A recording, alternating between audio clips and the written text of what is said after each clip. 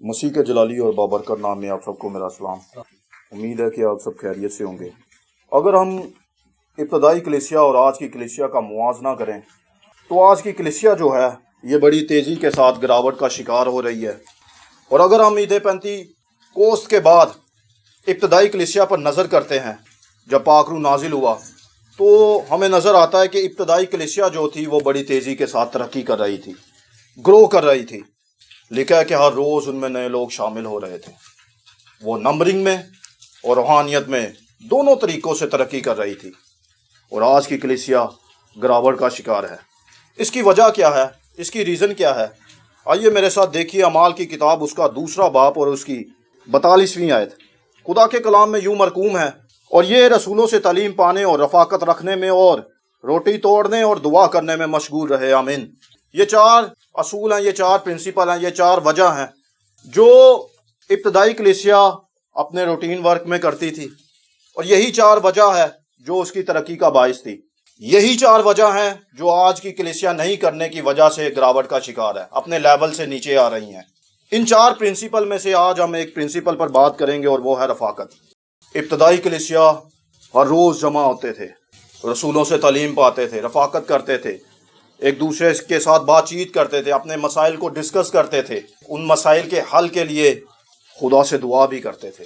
وہ اپنے مسائل پر نہ صرف بات کرتے تھے بلکہ یہ اپنے مسائل جو ہے خدا کو پیش کرتے، دعا کرتے، اور خدا ان مسائل کو حل کر کے انہیں روز بہ روز ترقی دے رہا تھا۔ وہ گرو کر رہے تھے۔ آج کی کلیسیا کا المیہ یہ ہے، آج کے چرچ اور ایماندار کا المیہ یہ ہے کہ یہ اکٹھے نہیں ہوتے، اس طور سے رفاقت نہیں کرتے۔ جو وقت ان کو خدا کے ساتھ گزارنا چاہیے تھا، جو وقت انہیں رفاقت میں گزارنا چاہیے تھا، جو وقت انہیں دعا میں گزارنا چاہیے تھا، پاک روح کے ساتھ گزارنا چاہیے تھا، وہ وقت وہ سوشل میڈیا پر گزارتے ہیں، واٹس ایپ پر، میسنجر پر، یوٹیوبس پر اور اس طرح کے دوسرے ایپس پر وہ یہ وقت گزارتے ہیں۔ آج جو ہے وہ گھروں میں نفرت ہے، پھوٹ ہے، حسد ہے، لالچ ہے۔ وجہ کیا ہے کہ یہ ایک دوسرے کے ساتھ ٹائم سپینڈ نہیں کرتے، اکٹھے نہیں ہوتے، رفاقت نہیں کرتے، اور محبت نہ ہونے کی وجہ سے، انڈرسٹینڈنگ نہ ہونے کی وجہ سے، اکٹھے نہ ہونے کی وجہ سے، ایک دوسرے کے ساتھ ٹائم سپینڈ نہ کرنے کی وجہ سے، رفاقت نہ کرنے کی وجہ سے میں نے بہن بھائیوں کو، سگے بہن بھائیوں کو شریکے میں بدلتے ہوئے دیکھا ہے۔ آج جو نوجوان جوڑے ہیں وہ علیحدہ رہنا چاہتے ہیں، سیپریٹ رہنا چاہتے ہیں۔ میں سیپریٹ رہنے کے خلاف نہیں ہوں، اگر یہ خدا کی طرف سے نہیں ہے، دشمن کی طرف سے ہے، حسد کی وجہ سے ہے، نفرت کی وجہ سے ہے، تو ہاں میں اس کے خلاف ہوں، کیونکہ رسول اعظم لکھتا ہے، پالوس لکھتا ہے کہ خدا نے ہمیں بلایا ہی میل ملاپ کے لیے ہے، اکٹھے رہنے کے لیے بلایا ہے خدا نے۔ جب ہم ماضی میں نظر کرتے ہیں تو خدا نے صرف آدم کو بنایا۔ جب آدم کو دیکھا تو اس نے اپنے پلان کو چینج کیا، اس کو گہری نیند سلایا اور آدم میں سے ہوا کو نکالا، پھر انہیں ایک جگہ پر اکٹھے رکھا، ایک ساتھ رکھا۔ خدا ہمیں رفاقت میں دیکھنا چاہتا ہے، اکٹھے دیکھنا چاہتا ہے، ایک ساتھ دیکھنا چاہتا ہے۔ خدا کے بعد اگر اس زمین پر ہمیں کسی چیز کی سب سے زیادہ ضرورت ہے تو وہ ایک دوسرے کی ہے۔ ایک دوسرے کے بغیر ہم زندگی نہیں گزار سکتے۔ کسی کو ہاتھ بنایا ہے، کسی کو پاؤں بنایا ہے، کسی کو کان بنایا ہے، کسی کو آنکھ بنایا ہے، یہ ساری چیزیں مل کر باڈی بنائی ہے خدا نے۔ ڈاکٹر جو ہے یہ موچی کا کام کر سکتا ہے یا موچی ڈاکٹر کا؟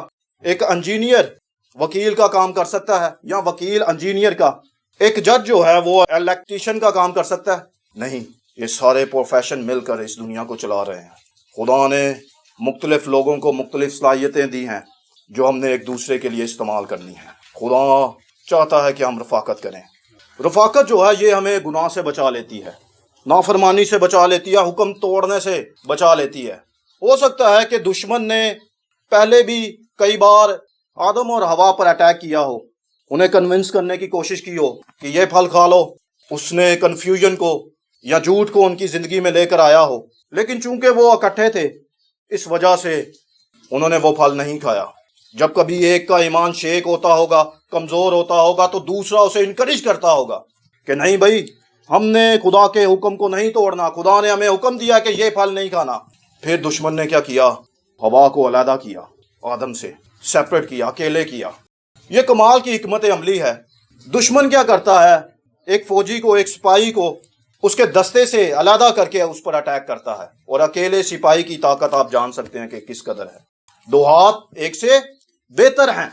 अगर हम शेर को देखें तो वो झुंड में नहीं बल्कि अकेला जानवर जो है उस पर अटैक करेगा। अगर हम दूसरे जानवर को देखते हैं तो वो भी झुंड में नहीं अकेले जानवर पर अटैक करते हैं। इब्लीस भी, दुश्मन भी ऐसा ही करता है। जब कभी उसने आप पर अटैक करना है तो वो आपको चर्च से, रफाकत से, ईमानदारों से, खुदा से, कलाम से, पाक रूह से अलहदा करेगा, फिर अटैक करेगा। उसने हवा को अलहदा किया है, चूंकि अब ये अकेली है, इसने उसको कन्विंस कर लिया है, इसने उसको माइल कर लिया है।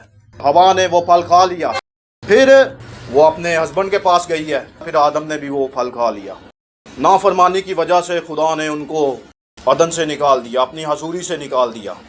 गुनाह जो है, नाफरमानी जो है, खुदा के हुक्मों को तोड़ना, ये हमें खुदा की हजूरी से, अदन से निकाल देता है। और रफाकत एक ऐसा टूल है जो हमें नाफरमानी से बचाती है, जो हमें गुनाह करने से, हुक्मों को तोड़ने से बचाती है।